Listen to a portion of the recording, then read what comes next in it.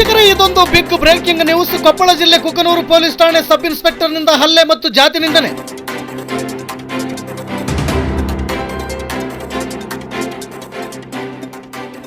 S ವೀಕ್ಷಕರ, KPCC ಕಾರ್ಮಿಕ ವಿಭಾಗದ ರಾಜ್ಯ ಕಾರ್ಯದರ್ಶಿ ಹಿರೇಮನಿ ಗಾಳಪ್ಪ ಎನ್ನುವ ದಲಿತ ವ್ಯಕ್ತಿಯನ್ನು ಪೊಲೀಸ್ ಠಾಣೆಯಲ್ಲಿ ಮನಬಂದಂತೆ ಥಳಿಸಿ ಅವಾಚ್ಯ ಶಬ್ದಗಳಿಂದ ಜಾತಿ ನಿಂದನೆ ಮಾಡಿರುವ ಘಟನೆ ನಡೆದಿದೆ.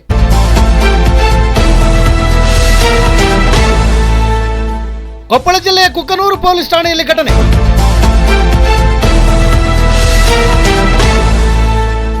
ಸಂಬಂಧಿಕರ ಕಂಪ್ಲೇಂಟ್ ವಿಚಾರವಾಗಿ ಕುಕನೂರು ಸಬ್ ಇನ್ಸ್ಪೆಕ್ಟರ್ ಜೊತೆ ಮಾತನಾಡಲು ಸ್ಟೇಷನ್ಗೆ ಹೋದಂತ ಸಂದರ್ಭದಲ್ಲಿ ಮಾತಿನ ಚಕಮಕಿ ಉದ್ರೇಕಗೊಂಡು PSI ರವರು ಅವಾಚ್ಯ ಶಬ್ದಗಳಿಂದ ನಿಂದಿಸಿ ಹಲ್ಲೆ ಮಾಡಿರುವುದಾಗಿ ಹಲ್ಲೆಗೊಳಗಾದ ಹಿರೇಮನೆ ಗಾಳಪ್ಪರವರು ಮಾಧ್ಯಮದ ಮುಂದೆ ನೋವು ತೋಡಿಕೊಂಡಿದ್ದಾರೆ.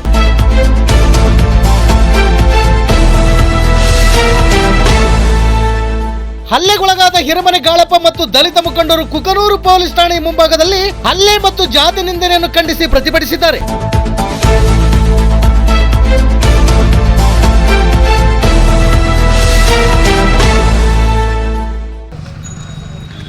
ನಮಸ್ಕಾರ, ನಾನು ಹಿರೇಮನಿ ಗಾಳಪ್ಪ ಅಂತೇಳಿ KPCC ರಾಜ್ಯ ಕಾರ್ಯದರ್ಶಿಗಳು ಕಾರ್ಮಿಕ ವಿಭಾಗ. ನಾನು ಕುಕನೂರು ಪೊಲೀಸ್ ಸ್ಟೇಷನ್ಗೆ ನನ್ನ ಸಂಬಂಧಿಕರ ಒಂದು ವಿಷಯಕ್ಕೆ ಬಂದಿದ್ದೆ.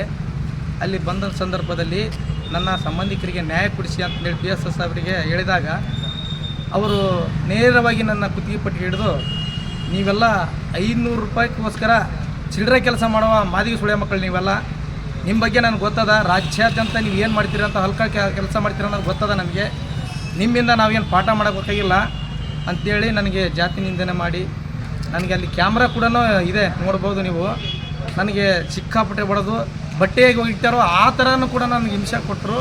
ಈ ಥರ ಎದಿಮೆ ಹಿಡ್ಕೊಂಡು ಸಿಕ್ಕಾಪಟ್ಟೆ ಹೊಡೆದ್ರು. ಮತ್ತು ನನಗೆ ತಲೆಗೆ ಸಿಕ್ಕಾಪಟ್ಟೆ ಹೊಡೆದಿದ್ದಾರೆ.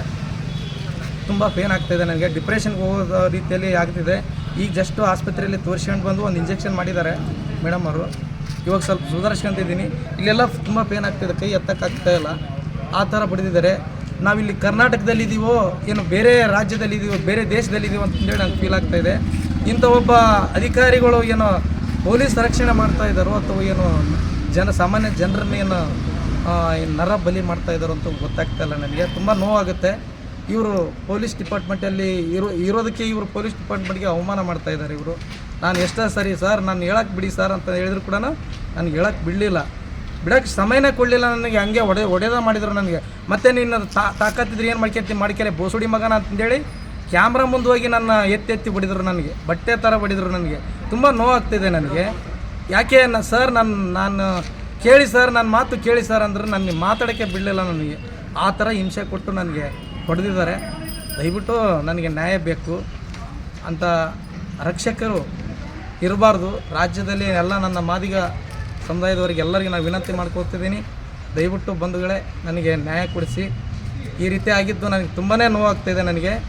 ಅದು ಪೊಲೀಸ್ ಡಿಪಾರ್ಟ್ಮೆಂಟಲ್ಲಿ ಇಂಥವ್ರೊಬ್ಬರು ಇದ್ದಾರೆ, ರಾಕ್ಷಸರ ಥರ ಇದ್ದಾರೆ ಅಂತೇಳಿ ನಂಗೆ ನೋವಾಗುತ್ತೆ. ನಾನು ರಾಕ್ಷಸನ ಪದ ಯಾಕೆ ಉಪಯೋಗ ಮಾಡ್ತಾಯಿದ್ದೀನಿ ಅಂತಂದರೆ, ನನ್ನ ಬಡಿದಿರ್ತಕ್ಕಂಥದ್ದನ್ನು ವಿಡಿಯೋ ಸಮೇತ ನೋಡಿ ನೀವು, ಅವರು ಏನು ಮನುಷ್ಯರೋ ಅಥವಾ ರಾಕ್ಷಸರು ಅಂತ ನಿಮಗೆ ಗೊತ್ತಾಗುತ್ತೆ. ದಯವಿಟ್ಟು ನೋಡಿಬೇಕು ವಿಡಿಯೋ, ಅದನ್ನು ಫುಟೇಜ್ ತೆಗೆಸಿ ನೋಡಿ. ಧನ್ಯವಾದಗಳು. ನೀವು ಕುಂದಿರ್ತಿರಲ್ಲ ಮೋರ ಕುಂದ್ರಿ ತಾಳ್ಕೊಡ್ರಿ ಎಲ್ಲರೂ ತಾಳ್ಕೊಡ್ರಿ. ಕುಡ್ರಪ್ಪ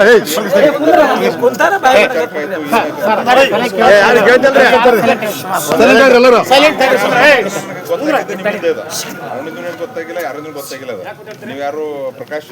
ನಾನೇ ಸರ್, ನಾನು ಮಾಡಿದ್ದು ಫೋನ್. ಮೊದಲು ಫೋನ್ ಮಾಡಿದ್ರು, ಇಬ್ರು ಫೋನ್ ಮಾಡಿದ್ಮೇಲೆ ಹಿಂಗೆ ಆಗಿದೆ ಅಂತ ತಕ್ಷಣ ನಾನು ಬರ್ತೀನಿ ಅಂತ ಹೇಳಿದೆವು. ಹೌದು.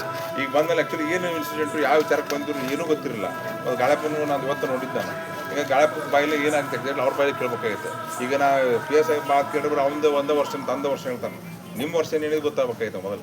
ಈಗ ನೀವು ಹೇಳೋದು ಲೆಕ್ಕ ನೋಡಿದ್ರೆ ಗೊತ್ತಾಯ್ತು ಏನೈತಿ ಆ್ಯಕ್ಚುಲಿ ಬಂದಾಗ ಏನೈತಿ, ನಿಮ್ಮಾಗ ಏನೈತಿ, ಇದು ಮಾಡ್ಯಾರಂತ ಹಲ್ಲೆ ಮಾಡೋದು ನೀವು ಹೇಳಾಕ್ತೀರಿ ಮಾಡಿದ್ದು ಅವನು ಅದು ನೋಡೋಣ ಅಂತ.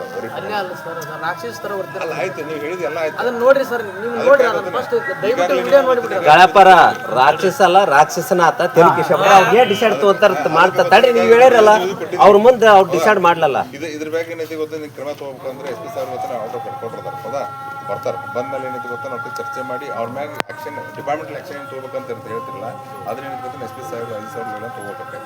ಈಗ ನನ್ನ ಲೆವೆಲ್ನಾಗ ಏನೈತಿ, ನಾನು ಏನೈತಿ ನೀವೇನು ಕೊಟ್ಟಿರಿ ತೊಗೊಂಡು ನೀವು ಅದ್ರ ಬಗ್ಗೆ ಅವ್ರ ಜೊತೆ ಚರ್ಚೆ ಮಾಡ್ತೀನಿ. ಇದನ್ನು ನಮ್ಮ ಮೇಲಾಧಿಕಾರಿಗಳು ತಿಳಿಸ್ತೀನಿ. ಹೌದಾ, ತಿಳಿಸಿ ಗೊತ್ತಾಗ ಚರ್ಚೆ ಮಾಡಿ ನಿಂತು ನೀವೇನು ಹೋಗಿದ್ರೆ ನಾನು ನಿಮ್ಮ ಜೊತೆ ಇರ್ತೀನಿ. ಈಗ ಚರ್ಚೆ ಮಾಡಿ ಇದ್ರ ಬಗ್ಗೆ ಏನು ಆ್ಯಕ್ಷನ್ ತೊಗೋಬೇಕು, ಆ್ಯಕ್ಚುಲಿ ಏನಾಯ್ತು ಅವ್ನ ಬಾಯಲ್ಲೂ ತಿಳ್ಕೊತೀವಿ.